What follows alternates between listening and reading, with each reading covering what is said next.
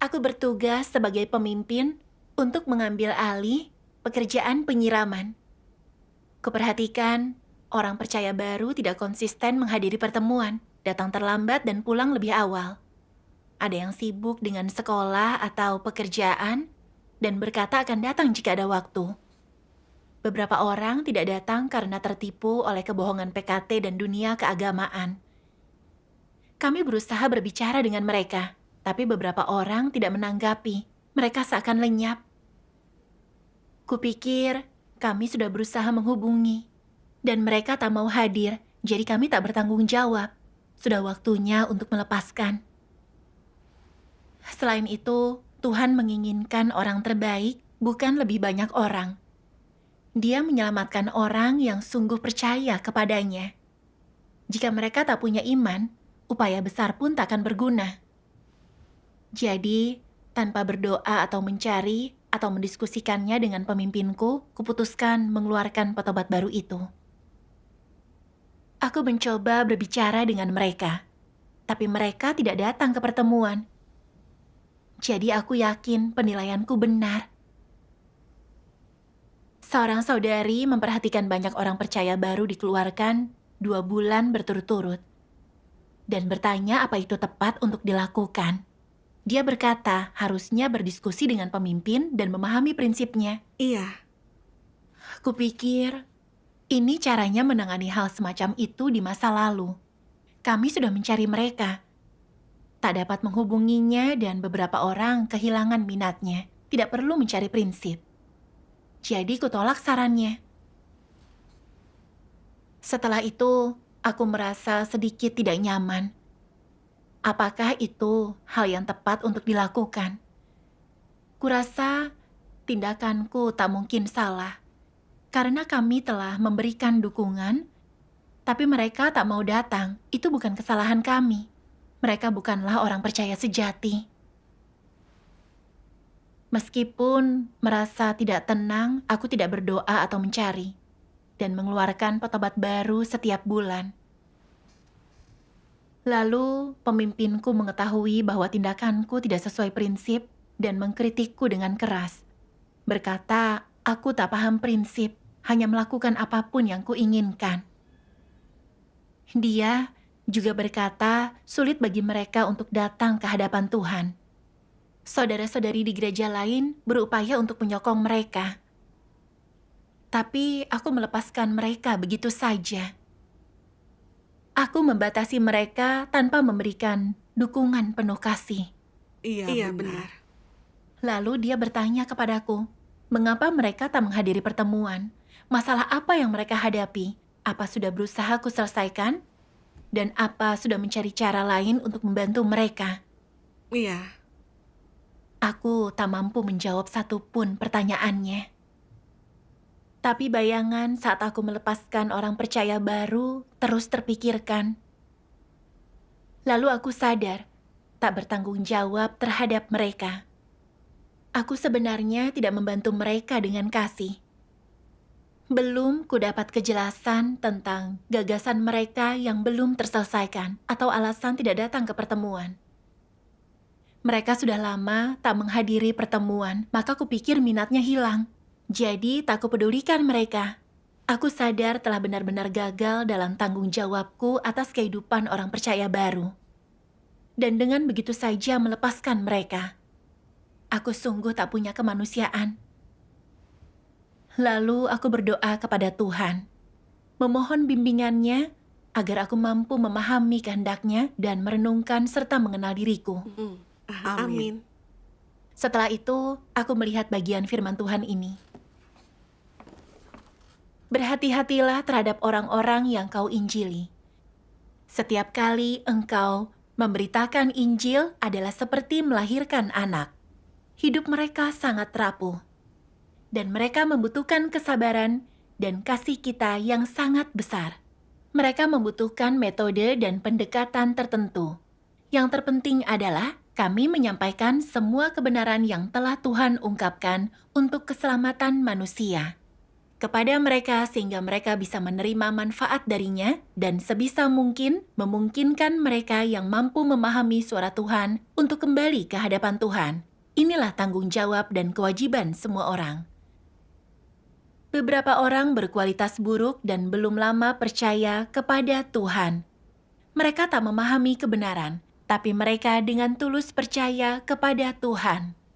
Karena mereka memiliki kualitas yang buruk dan tidak memahami kebenaran, dan ketika sesuatu terjadi, mereka tidak mencari kebenaran. Mereka pun sering merasa negatif.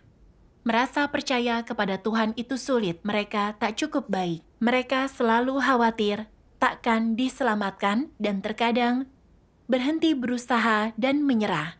Yang mana itu sama saja seperti menyingkirkan diri mereka sendiri. Dalam hatinya mereka berpikir, Tuhan tidak memujiku karena imanku, dan Dia juga tidak menyukaiku. Dan aku tidak punya banyak waktu untuk pergi ke pertemuan. Keluargaku miskin dan aku harus mencari uang dan seterusnya. Semua ini alasan mengapa mereka tidak pergi ke pertemuan. Jika engkau tidak mengetahui apa yang terjadi, engkau akan berpikir mereka tak mencintai kebenaran, tidak tertarik pada tugas, mendambakan kenyamanan daging, mengejar hal duniawi, dan tidak mampu melepaskan. Dan karena ini, engkau akan melepaskan mereka. Sebenarnya, karena kesulitan-kesulitan inilah mereka menjadi negatif. Jika engkau dapat menyelesaikan masalah-masalah ini, mereka tidak akan menjadi sedemikian negatif dan akan mampu mengikut Tuhan. Saat mereka merasa lemah dan negatif, mereka membutuhkan dukungan orang. Jika engkau membantu, mereka akan bangkit kembali. Namun jika engkau abaikan, mereka akan mudah menyerah. Ini tergantung pada apakah orang yang melakukan pekerjaan gereja memiliki kasih dan beban ini. Bahwa beberapa orang tidak sering menghadiri pertemuan bukan berarti mereka tidak punya iman yang sejati. Bukan berarti mereka tidak memiliki ketulusan dan keinginan untuk percaya. Atau bukan berarti mereka mendambakan kesenangan daging, tidak mampu mengesampingkan keluarga dan pekerjaan, apalagi dianggap terlalu emosional atau mencintai uang. Hanya saja dalam hal ini, tingkat pertumbuhan dan cita-cita orang berbeda-beda. Beberapa orang dengan giat mengejar kebenaran dan rela menderita serta melepaskan segala hal. Beberapa orang punya sedikit iman dan saat menghadapi kesulitan yang nyata, mereka tak berdaya. Jika tak ada yang membantu atau mendukung, mereka akan menyerah dan berhenti berusaha. Pada saat seperti itu, mereka membutuhkan dukungan, perhatian, dan bantuan. Kecuali mereka orang tidak percaya, tidak mencintai kebenaran, orang jahat, maka mereka dapat diabaikan. Jika mereka adalah orang yang baik dan kualitasnya cukup bagus, mereka harus dibantu dan didukung. Amin. Amin. Aku malu saat merenungkan bagian ini. Tuhan telah menjadi daging pada akhir zaman datang bekerja untuk keselamatan kita. Dia tahu iblis merusak kita. Kita penuh dengan pemberontakan. Dia berusaha keras untuk menyelamatkan semua orang. Iya. Tuhan pasti menyelamatkan orang walaupun harapannya sedikit. Belas kasihan dan kesabaran Tuhan berlimpah. Kasih-Nya bagi kita besar. Amin. Iya. Orang-orang percaya baru itu seperti bayi yang baru lahir, belum paham kebenaran, dan belum punya dasar di jalan yang benar. Mereka masih rapuh. Tuhan menuntut kita untuk punya kasih dan kesabaran terhadap mereka. Asalkan punya iman dan kemanusiaan yang baik, meskipun mereka lemah, punya gagasan agamawi, dan tak menghadiri pertemuan, kita tak boleh begitu saja melepaskan mereka. Iya. Iya. Kita tak boleh menyingkirkan mereka karena satu hal kecil, menganggap mereka bukan orang percaya karena tak datang ke pertemuan, dan kemudian mengabaikan mereka. Itu berarti membunuh mereka. Iya. Iya. Saat baru percaya kepada Tuhan, aku tak datang ke pertemuan secara teratur. Tapi saudara-saudari sangat pengertian dan mengubah waktu pertemuan mengikuti jadwalku. Dan mereka bersekutu denganku tanpa lelah. Bantuan dan dukungan mereka membuatku memahami pentingnya mengejar kebenaran dan bisa merasakan kasih dan kesabaran Tuhan bagiku. Setelah itu, aku bisa menghadiri pertemuan secara teratur. Syukur kepada Tuhan. Jika pada waktu itu saudara-saudari membenciku, berpikir aku tak mencintai kebenaran dan bukan orang percaya, mereka pasti sudah melepaskanku, dan aku tidak akan ada di sini. Iya. Aku sadar, aku tidak memikirkan kehendak Tuhan, atau memahami kesulitan para petobat baru. Ku benci mereka dan merasa tidak puas. Berpikir mereka terlalu sibuk dan punya banyak gagasan. Jadi aku membatasi mereka dan tidak mau berkorban untuk membantu mereka. Aku punya kemanusiaan yang jahat dan tidak memikul tanggung jawab atas kehidupan orang percaya baru. Aku berdoa, Tuhan, aku mau bertobat kepadamu. Kumohon bimbing aku untuk memperbaiki kesalahanku, membantu dan menyokong mereka ini dengan kasih. Amin. Lalu, aku mulai pergi bersama jemaat lain untuk mendukung para petobat baru. Kupahami kesulitan mereka dan dengan sabar bersekutu. Dan beberapa dari mereka kembali ke pertemuan. Syukur kepada sekali. Tuhan. Salah satunya sibuk dengan pekerjaan, sulit untuk ke pertemuan.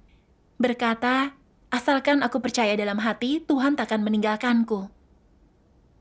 Kupikir dia berfokus untuk mencari uang dan tak punya iman yang sejati. Tapi mendapatkan pemahaman tentang dia menunjukkanku bahwa dia tidak datang karena kami mengaturnya dengan waktu yang tidak cocok untuknya.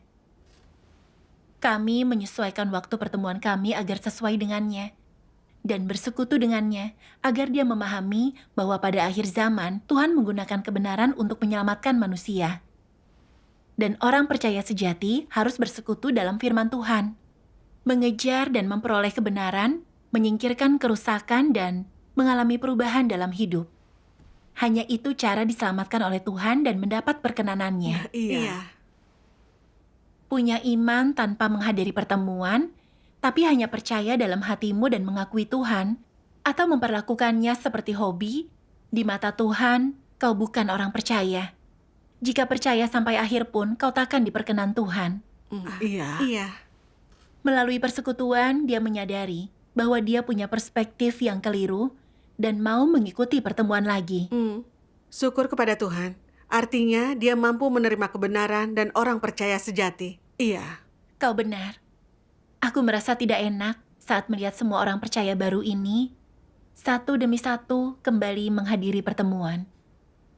Aku dengan seenaknya melepaskan orang, hampir kuhancurkan kesempatan mereka diselamatkan, dan itu kejahatan besar. Iya. Suatu hari pemimpinku bertanya kepadaku, sejak kau melakukan tugasmu, berapa banyak petobat baru yang kau lepaskan karena sikapmu itu? Saat kau melepaskan mereka, apa kau mencari prinsip kebenaran? Aku tidak bisa menjawabnya. Lalu dia mengirimiku satu bagian firman Tuhan. Apapun yang orang lakukan, jika mereka mengikuti gagasan mereka sendiri dan memikirkan segala sesuatunya dengan sangat sederhana dan melakukan apapun sesuka hati mereka, dan juga tidak mencari kebenaran jika sama sekali tidak memiliki prinsip dan di hatinya, mereka tak memikirkan cara melakukan apa yang Tuhan minta atau dengan cara yang memuaskan Tuhan. Dan mereka hanya ingin mengikuti kehendak mereka sendiri, itu berarti Tuhan tidak memiliki tempat di hati mereka. Beberapa orang berkata, aku hanya berdoa kepada Tuhan saat ada masalah, tapi menurutku tetap saja tidak ada pengaruhnya. Jadi sekarang jika sesuatu terjadi, aku tidak berdoa karena itu tidak ada gunanya. Tuhan tidak ada di hati orang-orang semacam itu. Mereka tidak mencari kebenaran dalam apapun yang mereka lakukan. Mereka hanya mengikuti gagasan mereka sendiri. Jadi, apakah ada prinsip dalam tindakan mereka? Tentu saja tidak. Mereka memandang segala sesuatu secara sederhana dan melakukan apapun sesuka hatinya. Bahkan ketika orang-orang mempersekutukan prinsip-prinsip kebenaran kepada mereka, Mereka tidak mampu menerimanya karena tidak pernah ada prinsip apapun dalam tindakan mereka, dan Tuhan tidak memiliki tempat di hati mereka. Hanya ada diri mereka sendiri di dalam hati mereka. Mereka merasa niat mereka baik, bahwa mereka tidak sedang melakukan kejahatan atau melanggar kebenaran. Mereka berpikir bertindak berdasarkan niat mereka sendiri, berarti menerapkan kebenaran dan menaati Tuhan. Sebenarnya, mereka tak sungguh berdoa kepada Tuhan dalam hal ini. Mereka belum berupaya keras dalam mengikuti tuntutan Tuhan untuk memuaskannya. Mereka tak punya keadaan yang benar ini, keinginan ini. Inilah kesalahan terbesar dalam penerapan. Jika engkau percaya Tuhan, tapi Dia tak ada di hatimu, bukankah ini artinya menipu Tuhan? Dan pengaruh apa yang dihasilkan oleh kepercayaan kepada Tuhan yang seperti itu? Apa yang dapat kau peroleh?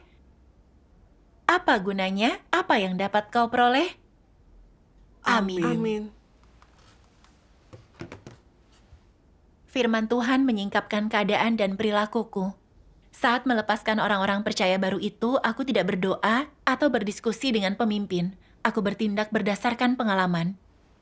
Aku pernah menyirami petobat baru. Jika mereka tidak ke pertemuan, kami pasti melepaskan mereka. Jadi jika petobat baru tidak kembali, kulakukan hal yang sama. Kupikir aku dapat melihat siapa yang bukan pencari kebenaran dan orang tidak percaya. Jadi aku membatasi dan melepaskan mereka. Aku tidak berdoa atau mencari saat merasa gelisah tentang hal itu. Dan tidak menganggapnya serius ketika rekan sekerjaku membahasnya. Kuperlakukan gagasan dan imajinasiku seperti prinsip kebenaran. Berpikir aku tak mungkin salah. Tak kupikirkan orang lain dan tak ada Tuhan di hatiku. Aku keras kepala. Iya. Saat keras kepala, kita berhenti mencari prinsip kebenaran. Iya. Iya. Kunilai iman sejati orang percaya baru dengan apa mereka ke pertemuan atau tidak. Jika mereka tidak datang selama beberapa waktu, kita bisa melepaskannya. Meskipun mereka tidak ke pertemuan, seharusnya bisa kubedakan mana orang percaya sejati dan yang bukan. Iya. Beberapa dari orang yang telah kulepaskan dengan enggan ke pertemuan bersama keluarga, berharap mereka menjadi orang percaya. Tapi hati mereka sebenarnya tidak ada di dalamnya. Mereka tak suka membaca firman Tuhan. Beberapa orang yang kulepaskan terus mengejar ketenaran. Mereka tidak tertarik untuk mengikut Tuhan. Mereka membenci persekutuan apapun tentang firman Tuhan. Orang-orang ini pada dasarnya membenci kebenaran. Mereka orang tidak percaya. Saat orang semacam itu tak menghadiri pertemuan, kita boleh melepaskannya. Iya. Beberapa petobat baru punya kemanusiaan yang baik dan iman yang sejati, tapi tak memahami kebenaran atau pentingnya pertemuan. Mereka pikir hanya perlu percaya kepada Tuhan dan pertemuan tidak penting. Jadi mereka tidak memikirkannya dan datang hanya ketika bisa. Dan beberapa orang mengalami kesulitan praktis seperti bentrokan antara waktu kerja dan waktu pertemuan. Jadi mereka tidak mau datang. Yang harus kita lakukan adalah bersekutu dan membantu kesulitan mereka dengan penuh kasih. Dan menggunakan firman Tuhan agar mereka memahami kehendak Tuhan untuk menyelamatkan manusia. Sambil menyesuaikan waktu pertemuan agar tidak bentrok. Iya. Aku tidak membedakan antara situasi aktual mereka atau berprinsip dalam tugasku. Aku tak paham kebenarannya, tapi melakukan segala hal dengan caraku. Seenaknya melepaskan jiwa-jiwa begitu saja. Aku melakukan kejahatan, mengganggu pekerjaan Tuhan. Iya. Tak satu pun dari mereka yang mau ke pertemuan. Tapi tak setiap kasus sama. Mudah membatasi orang jika tidak memahami keadaannya. Iya. Iya. Tuhan membayar harga yang mahal untuk orang percaya baru yang menerima pekerjaan Tuhan pada akhir zaman. Saudara-saudari juga dengan sabar dan penuh kasih memberitakan Injil. Bahkan, tanpa mencari kebenaran, kubatasi mereka sebagai orang yang tak diselamatkan Tuhan. Aku sungguh tak masuk akal congkaknya. Tidak datang ke pertemuan bukanlah masalah dengan diri mereka, tetapi karena aku tidak tahu apa yang mereka hadapi dan tidak membantu serta mendukung mereka. Kugunakan juga pernyataan bahwa Tuhan ingin yang terbaik bukan lebih banyak orang sebagai alasan untuk melepaskan petobat baru. Sebenarnya itu berarti kerajaan Tuhan membutuhkan orang yang sungguh percaya kepada Tuhan. Orang tidak percaya dan antikristus takkan diselamatkan Tuhan. Iya. Namun, kunilai orang yang tak hadir sebagai orang yang takkan diselamatkan Tuhan. Aku keliru menafsirkan firman-Nya. Aku tidak memberikan persekutuan atau pertolongan nyata apapun kepada mereka, atau membayar harga dan melakukan yang seharusnya. Aku juga tidak tahu apakah mereka tertarik pada kebenaran, atau apakah mereka orang tidak percaya. Secara sepihak, kulepaskan mereka. Jika aku tak dipangkas dan ditangani, aku tidak akan sadar sedang menghancurkan kesempatan orang untuk diselamatkan. Iya. Perilakuku begitu penuh dengan kebencian. Aku tidak memahami prinsip ataupun mencari. Hanya bertindak menurut watak jahatku. Itu pelanggaran. Aku tahu harus bertobat dan berubah. Jika tidak, Tuhan akan muak. Iya. Dengan mengikuti gagasan kita dan bukan mencari prinsip, tak mungkin tahu kapan kita akan menentang Tuhan dan akibatnya mengerikan. Iya. Sebagai pemimpin gereja, kehendak Tuhan adalah aku menyirami dan memberi makan saudara-saudari ini untuk membantu menyelesaikan masalah mereka agar dapat mengetahui pekerjaan Tuhan dan meletakkan dasar di jalan yang benar. Namun, hanya kulakukan yang kuinginkan. Tak hanya kulakukan dengan caraku, tapi aku orang buta yang menuntun orang buta, menyesatkan orang lain. Saudara-saudari juga seenaknya melepaskan orang percaya baru, menghancurkan kesempatan mereka. Aku melakukan kejahatan. Betapa seriusnya akibat dari melakukan segala hal dengan caraku sendiri. Aku membenci diriku. Mengapa aku tidak berdoa atau mencari prinsip kebenaran? Mengapa aku tidak berkonsultasi dengan pemimpinku? Apa yang membuatku bertindak sombong seperti itu? Aku berdoa kepada Tuhan dan lalu kubaca satu bagian firman Tuhan. Akan kubacakan. Tentu, bagian kedua dalam hanya dengan mengejar kebenaran, orang dapat mencapai perubahan dalam wataknya. Jika dalam hatimu engkau sungguh memahami kebenaran, engkau akan tahu bagaimana menerapkannya dan menaati Tuhan, dan secara alami memulai jalan mengejar kebenaran. Jika jalanmu benar dan selaras dengan kehendak Tuhan, pekerjaan Roh Kudus tidak akan meninggalkanmu, dan dirimu akan terhindar dari bahaya mengkhianati Tuhan. Tanpa kebenaran, engkau cenderung melakukan kejahatan. Misalnya, jika engkau punya watak yang congkak, maka diberitahu untuk tidak menentang Tuhan tidak ada bedanya. Itu berada di luar kendalimu. Itu akan tidak disengaja. Itu dilakukan karena naturmu yang congkak. Kecongkakan dan kesombonganmu akan membuatmu memandang rendah Tuhan dan menganggapnya tak berarti. Itu akan mengakibatkanmu meninggikan diri sendiri dan membuatmu selalu menonjolkan diri sendiri. Itu akan membuatmu memandang rendah orang lain, hanya memikirkan dirimu sendiri, membuatmu menganggap dirimu lebih hebat daripada orang lain dan bahkan Tuhan. Dan akhirnya engkau mengambil posisi Tuhan dan menuntut agar orang tunduk kepadamu.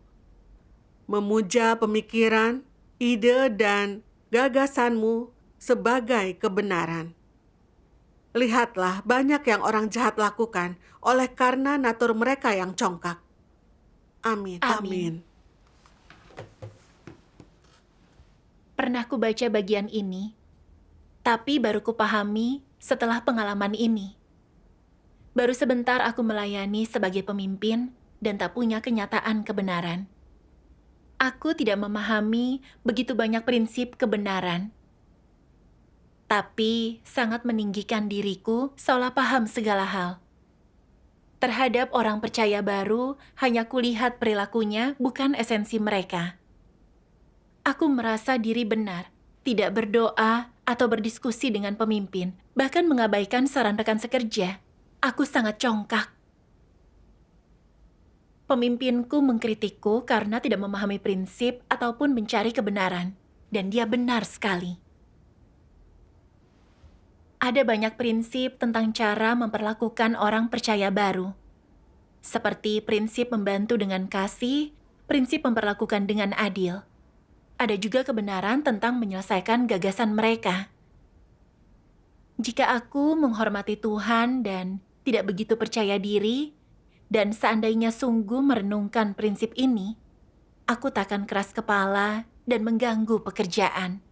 Iya, Hidup menurut watak congkakku hanya membuatku melakukan kejahatan dan menentang Tuhan. Aku makin membenci diriku dan merasa pantas dikutuknya. Aku juga bertekad mencari kebenaran untuk menyelesaikan watak congkakku. amin. Ada bagian yang kubaca setelah itu. Mari kita saksikan videonya. Baiklah.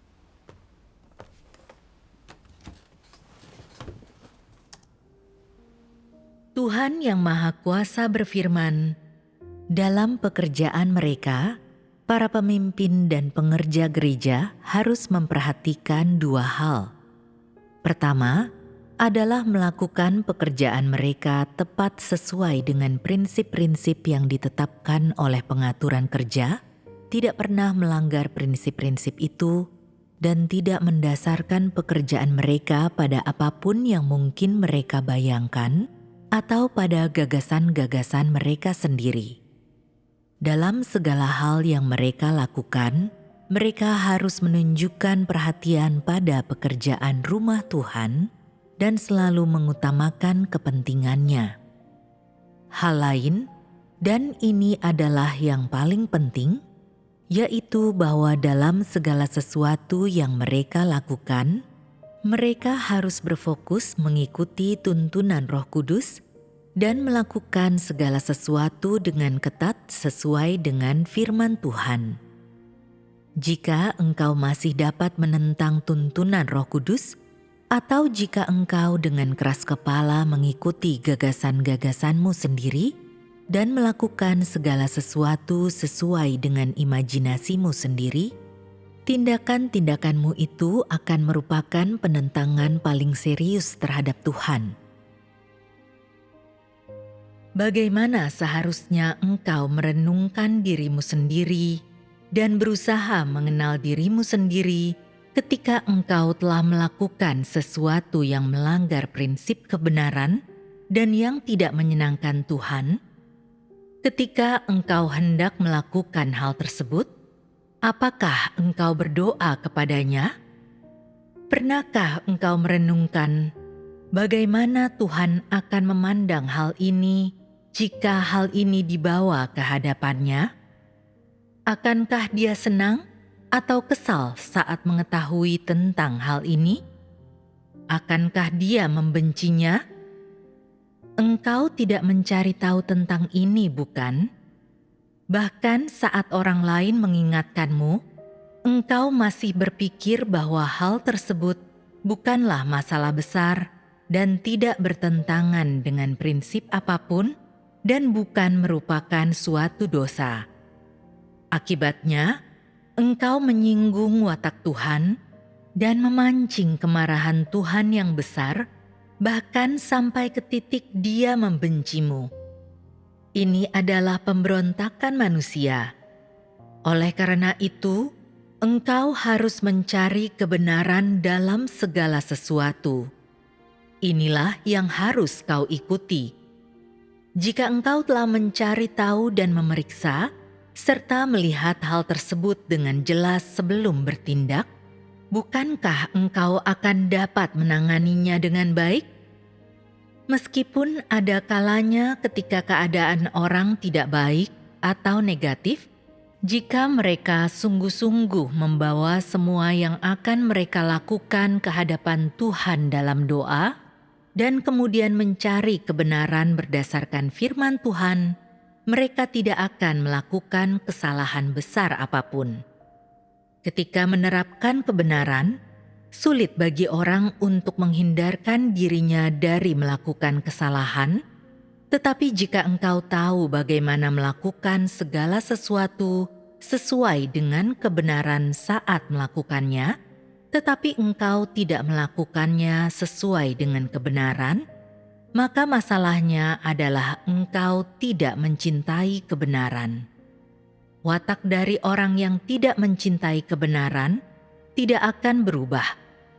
Jika engkau tidak dapat memahami kehendak Tuhan dengan akurat dan tidak tahu bagaimana menerapkannya, engkau harus bersekutu dengan orang lain dan mencari kebenaran. Dan jika orang lain juga sedang bergumul, engkau harus berdoa bersama dan mencari dari Tuhan, menantikan waktu Tuhan, menunggu Dia membuka jalan keluar. Engkau mungkin menemukan solusi yang memberimu jalan keluar yang baik, dan solusi ini mungkin lahir dari pencerahan Roh Kudus. Jika akhirnya engkau mendapati bahwa di dalam menjalankan solusi tersebut engkau telah melakukan sedikit kesalahan, engkau harus segera memperbaikinya, maka Tuhan tidak akan memperhitungkan kesalahan ini sebagai dosa. Karena engkau memiliki niat yang benar saat menerapkan hal tersebut, dan engkau menerapkannya sesuai dengan kebenaran, dan engkau sekadar tidak mengetahui prinsip-prinsipnya dengan jelas, dan tindakanmu mengakibatkan beberapa kesalahan, maka ini adalah keadaan yang meringankan. Namun, sekarang ini banyak orang sekadar mengandalkan kedua tangan mereka untuk bekerja dan mengandalkan pikiran mereka sendiri dalam melakukan ini dan itu, dan mereka jarang mempertimbangkan pertanyaan-pertanyaan ini. Apakah menerapkan dengan cara ini sesuai dengan kehendak Tuhan? Akankah Tuhan senang jika aku melakukannya dengan cara ini? Akankah Tuhan mempercayaiku jika aku melakukannya dengan cara ini? Apakah aku menerapkan kebenaran jika aku melakukannya dengan cara ini? Jika Tuhan mendengar hal ini, akankah Dia dapat berkata, "Engkau telah melakukan hal ini dengan benar dan tepat, teruskanlah"? Mampukah engkau memeriksa dengan cermat segala sesuatu yang kau lakukan? Apakah engkau cenderung menggunakan firman Tuhan dan tuntutan Tuhan sebagai dasar untuk merenungkan segala sesuatu yang kau lakukan, untuk merenungkan apakah bertindak demikian diperkenan oleh Tuhan ataukah dibenci oleh Tuhan, dan apa yang akan umat pilihan Tuhan pikirkan jika engkau melakukan hal ini? Bagaimana mereka akan mengevaluasinya? Ketika engkau menghabiskan lebih banyak waktu untuk merenungkan hal-hal semacam itu, tanyakanlah pada dirimu sendiri pertanyaan-pertanyaan ini dan lakukanlah pencarian, maka kesalahanmu akan menjadi semakin kecil. Melakukan segala sesuatu dengan sikap seperti ini akan membuktikan bahwa engkau adalah orang yang dengan tulus mencari kebenaran, dan bahwa engkau adalah orang yang menghormati Tuhan karena engkau melakukan segala sesuatu sesuai dengan arahan yang Tuhan tuntut dan sesuai dengan prinsip-prinsip kebenaran. Amin. Firman Tuhan sangat jelas. Iya, tentu saja. Iya, firman-Nya memberiku jalan penerapan. Pemimpin dan pekerja harus bekerja mengikuti pengaturan kerja dan prinsip kebenaran, dan selalu memastikan mengikuti tuntunan Roh Kudus. Kita harus berdoa dan mencari dalam tugas dan punya hati yang takut akan Tuhan. Tidak mengikuti ide, gagasan, atau pengalaman masa lalu. Melakukan yang kita inginkan. Iya. Kita tak boleh percaya pada diri sendiri, tapi harus mencari prinsip kebenaran. Dan saat tidak memahami sesuatu, kita harus mencari dan bersekutu agar memahami prinsip sebelum bertindak. Itu adalah kehendak Tuhan. Iya. Amin. Pengalaman ini memberiku pelajaran. Jika bukan pengaturan Tuhan yang membuat pemimpin mengkritikku, aku tetap tidak memahami seriusnya akibat dari tindakanku. Aku bertekad aku harus mencari kebenaran dan melaksanakan tugas berdasarkan prinsip. Iya, amin. Lalu, 2 jemaat baru berhenti datang ke pertemuan. Dan aku tidak berani berasumsi dan melepaskan mereka dengan watakku. Ada salah seorang dari mereka yang kami berikan dukungan berkali-kali, serta mendiskusikan keadaannya. Kami yakin dia orang tidak percaya dan melepaskan dia. Satu lagi seorang saudari yang sudah 2 tahun percaya, suka membaca firman Tuhan dan berupaya baik dalam tugas. Saat dia membaca firman Tuhan yang menghakimi kerusakan manusia, selalu dia bandingkan dengan dirinya, dan dia merasa kerusakannya sangat dalam dan menyerah pada dirinya. Kami mempersekutukan firman Tuhan bersama-sama agar dia dapat memahami bahwa keselamatan Tuhan adalah bagi kita yang telah dirusak oleh iblis. Tuhan memahami kesulitan dan kelemahan kita sama seperti seorang ibu. Asalkan kita mengejar kebenaran, Tuhan tak akan melepaskan kita. Karena Tuhan menyelamatkan manusia sebisa mungkin. Dia menangis saat kami mengatakan itu, dan dia bisa merasakan kasih Tuhan. Kami membantunya, dan kini dia datang secara teratur. Syukur kepada Tuhan. Bagus sekali. Pengalaman ini telah memperlihatkanku maksud baik Tuhan dan kasih-Nya untuk menyelamatkan umat manusia. Dan melalui penghakiman dan hajaran firman Tuhan, aku lebih memahami tentang watakku yang congkak dan menyadari bahaya dari melakukan tugas dengan caraku. Akhirnya aku menghormati Tuhan. Syukur kepada Tuhan. Kini, kulaksanakan tugasku sesuai prinsip, dan ini berkat bimbingan Tuhan. Syukur kepada Tuhan. Syukur kepada Tuhan.